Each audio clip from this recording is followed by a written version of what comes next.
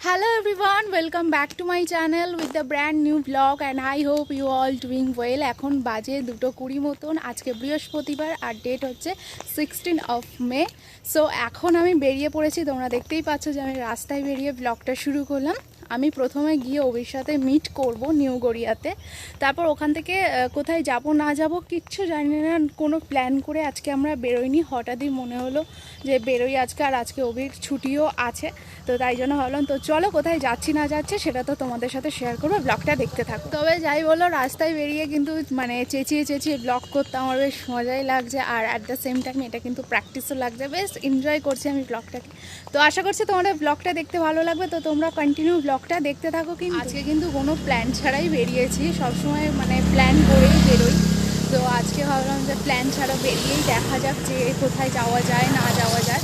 So সামনেই কিন্তু main road, আমি চলে এসেছি মেন রোডের কাছাকাছি। এখন অটো বা টোটো ধরে স্টেশনে গিয়ে তারপর আবার কথা বলবো। অনেকক্ষণ আগেই নিউ গড়িয়াতে এসে গেছি, প্রায় 10 থেকে 15 মিনিট হয়ে গেল। এই নিয়ে আমাদের 4টে ট্রেন আপ ডাউনে চলে গেল।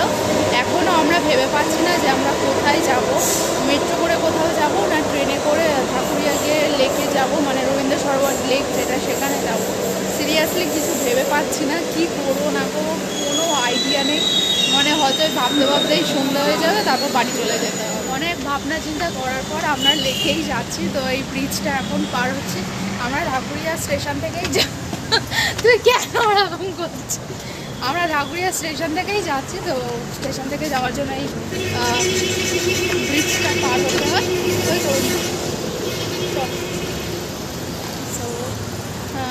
আমাকে বলছে আমি ইউটিউব থেকে কত টাকা কামাই, বল। অনেক টাকা কামিয়েছি আমি, ওকে দিইনি তাই জন্য ওটা। আর এই জায়গাটা আমার বেশ সুন্দর লাগে, তাই না? কি হয়েছে? জামা কাপড় পরিষ্কার করবি না, নোংরার মতন থাকবি তো কি হবে? কাঁচা জামা পরে এসেছিল। যাই হোক, চলো লেকে গিয়ে আবার দেখা হচ্ছে। লেকে আমরা যখনই আসি তখনই এই দোকানটা থেকে কিন্তু আমরা ম্যাগি ফ্রাইটা খাই। তো দেখো এই 1 নম্বর গেট, ঢাকুরিয়া থেকে আসলে তোমরা 1 নম্বর গেটটাই দেখতে পাবে, আর এই গেটের একদম ডান হাতেই পড়ছে দোকানটা। তো দুজন মিলে একটু ম্যাগি খেয়ে নিলাম। এবার ম্যাগি খেয়ে কিন্তু আমরা লেকের ভিতর যাব, তো চলো আমাদের সাথে। আমরা তো ঢুকে পড়েছি লেকের মধ্যে, কিন্তু আমরা এখন খুঁজছি দুর্গা মিউজিয়ামটা। তো প্রথমে গেট থেকে ঢুকে আমরা সিকিউরিটি গার্ডকে জিজ্ঞাসা করেছিলাম, তো আমাদেরকে এই রাস্তাটা দেখিয়েছে, বললো সোজা চলে যেতে বড় বড় প্রদীপ দেখতে পাবে। না কি বলেছে? বড় প্রদীপ দেখতে পাবে।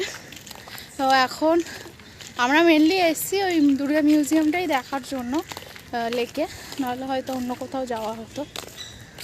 অ্যাজ আমার লেকে আসতে খুব একটা ভালো লাগে না, শুধুমাত্র ওই মিউজিয়ামটা দেখার জন্যই আসা। আমার ভালো লাগে না, সত্যি আমার লেকে আসতে ভালো লাগে না। আসলে ওই কটা ছাবড়িকে দেখতে পাওয়া যায়, তারপর কটা নিব্বা নিব্বি দেখতে পাওয়া যায়, সেগুলো আমার একদমই মানে ভালো লাগে না। এর দেখতে ভালো লাগে, হ্যাঁ, ছোটো ছোটো জামা প্যান্ট পরে মেয়েগুলো ঘুরে বেড়াচ্ছে, সেই লেভেলের লাগে জাস্ট। ফাইনালি আমাদের অপেক্ষার অবসান ঘটেছে, আমরা দেখতে পেয়ে গেছি। তো জানি না তোমরা দেখতে পাবে কিনা, ওই যে পাঁচিলটা দেওয়া আছে। তো চলো ওখানে গিয়ে আমি তোমাদের সাথে সবটা শেয়ার করছি, কোথায় কি আছে না আছে। সো চলো কার্নিভালে যায়। প্রত্যেকবারই কার্নিভাল থেকে যারা বিদেশিরা আসে কার্নিভালে, তাদের যদি কোনো ঠাকুর পছন্দ হয় তারা তাদের দেশে নিয়ে চলে যায়। আর এই মিউজিয়াম, হ্যাঁ হেলিকপ্টার করে নিয়েছে সবসময় ইয়ার্কি মারিস, সেটা তোর বিরক্ত লাগে। কার্নিভাল প্রোগ্রামটাতে তো কোনোদিন যাস না, তো সেটা এটা কোথাও একটা হয়েছিল কোনো সালে কোনো প্যান্ডেলে, কিন্তু তোকে আমি একটা মিথ্যে কথা বলেছিলাম, কোনো মেয়ে লাগে না, টিকিট লাগে না, ফ্রি, এটা চ দেখে আসি। আমি ওকে বলেছিলাম 100 টাকা করে টিকিট, কিন্তু অ্যাকচুয়ালি কোনো টিকিট লাগে না। চলো আমরা দেখে আসি, ঢুকে পড়েছি এই যে। আচ্ছা, মিউজিয়ামটা আমি তোমাদেরকে পুরো একটা মিউজিকের সাথে দেখাবো, সেখানে আমি কোনো কথা বলবো না। প্রত্যেকটা ডিটেলস মানে ঠাকুরের তলায় দেওয়া থাকবে, যে কোথাকার ঠাকুর আর কোন সালের ঠাকুর, তো তোমরা দেখে।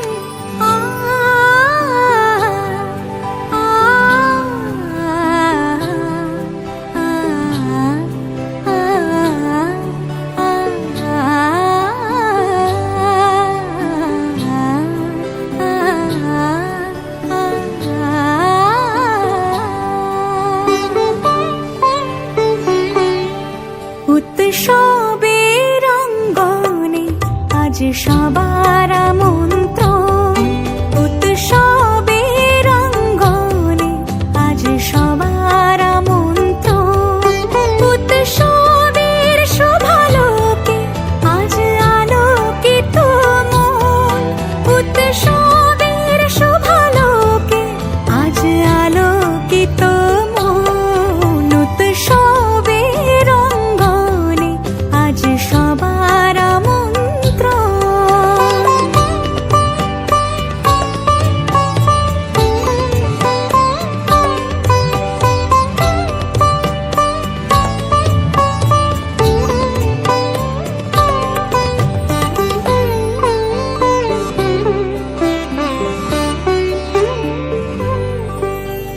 ধর্ম বর্ণ কিবা বয়সের সীমানা ছাড়িয়ে আজি প্রতি গৃহ কোন পর স্বজন নব সাজে ওঠে সাজিয়ে। ধর্ম বর্ণ কিবা বয়সের সীমানা ছাড়িয়ে আজি প্রতি গৃহ কোন পর স্বজন নব সাজে ওঠে সাজিয়ে। আকাশ নীলে মেঘের ভেলা আনন্দ হয়ে ভাসে, শিউলি সুরভি মিশে যায় উৎসব উচ্ছ্বাসে, উৎসব উচ্ছ্বাসে, উৎসব উচ্ছ্বাসে। উৎসবের অঙ্গনে আজ সবার আমন্ত্রণ উৎসবের অঙ্গনে, আজ সবার আমন্ত্রণ।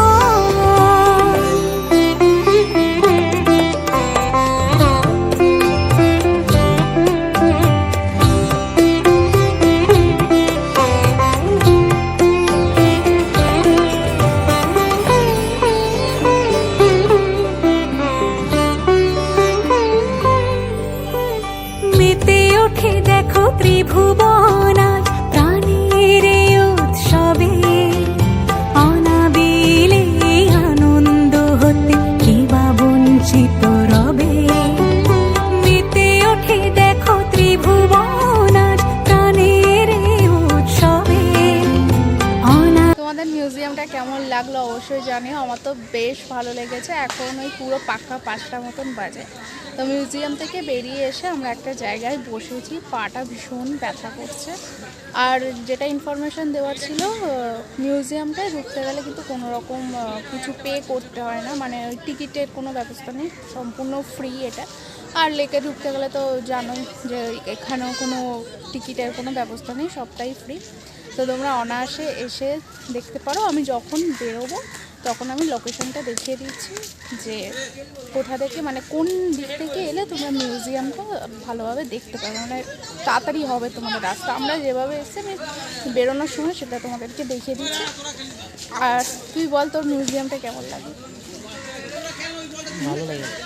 অনেকগুলো, মানে হায়েস্ট ঠাকুর মনে হয় দেখলাম 2017। হ্যাঁ 17 ঠাকুর, আর 16 কোনো ঠাকুর দেখলাম না। আর একটা কথা, অনেক ঠাকুরের নিচে কিন্তু মানে কোথাকার ঠাকুর আর কোন সালের ঠাকুর সেটা লেখা ছিল না। তো সেগুলো বাদ দিয়ে বলতে পারবো না, তবে 2017 থেকে 23 অবধি আমরা ঠাকুর দেখেছি।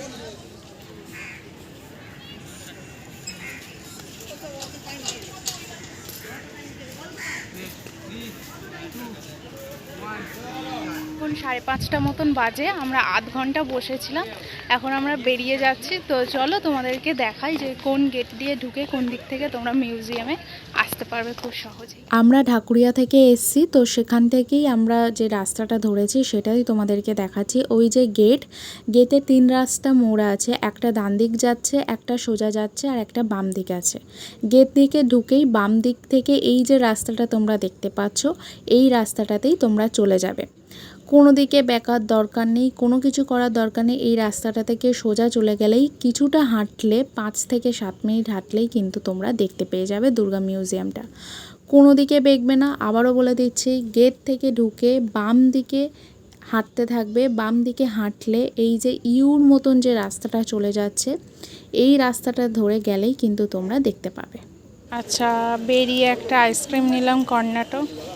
তো চলো এটা খাওয়া যাক। আজকে আমরা চলে গেছিলাম ঢাকুরিয়ার সেই ফেমাস পকোড়া খাওয়ার জন্য লক্ষ্মী কাকিমার দোকানে। তো দেখতেই পাচ্ছ যে লক্ষ্মী কাকিমার দোকানে এসেই তোমরা যেটা প্রথমে দেখতে পাবে যে সুন্দর সুন্দর পকোড়া ভাজা হচ্ছে। আর এই যে আমাদের লক্ষ্মী কাকিমা, ওনাকে নিয়ে ভিডিও করার ইচ্ছা ছিল কিন্তু উনি এত ব্যস্ত ছিলেন, এত কাস্টমার হ্যান্ডেল করছিলেন, তাই জন্য আমি জাস্ট ভিডিওর ক্লিপ নিয়ে তোমাদের সাথে শেয়ার করলাম। এবার চলো তোমাদেরকে পকোড়ার ব্যাপারে বলি। আগে 2.5 টাকা করে ছিল, এখন 3 টাকা পিস হয়ে গেছে।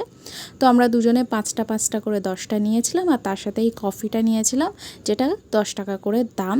এবার চলো তোমাদেরকে পকোড়া দেখায়। দেখতেই পাচ্ছ কি সুন্দর, একদম মুচমুচে খেতে। আমি বলবো তোমরা একবার হলেও লক্ষ্মী কাকিমার দোকানে আসো, খুব সুন্দর, আমার খুব ভালো লেগেছে খেতে।